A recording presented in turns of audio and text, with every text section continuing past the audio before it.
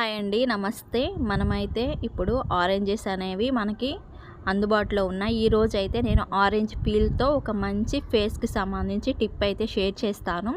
మనము సిరమ్స్తో పని లేకుండా ఫేస్కి ఇది అప్లై చేయటం వల్ల ఫేస్ అనేది చాలా గ్లోయింగ్గా ఉంటుంది. ఇంకా సిరమ్స్తో అయితే మనకు అవసరమే లేదు. ఇప్పుడు ఇందులోనికి పీల్ అనేది యాడ్ చేసుకొని అందులోనికి పచ్చిపాలను యాడ్ చేసుకొని మిక్సీ అయితే పట్టేసుకోవాలి. మన ఫేస్కి విటమిన్ సి అనేది సిరమ్స్ అనేవి యూజ్ చేస్తాము. ఇప్పుడు ఇందులో విటమిన్ సి అనేది ఉండటం వల్ల ఫేస్ అనేది చాలా బ్రైట్గా గ్లోయింగ్గా అయితే ఉంటుంది. ఇప్పుడు ఇందులోనికి 1 స్పూను బియ్యపు పిండి అయితే యాడ్ చేసుకోవాలి. తరువాత ఇందులోనికి తేనె కూడా మనం యాడ్ చేసుకోవాలి.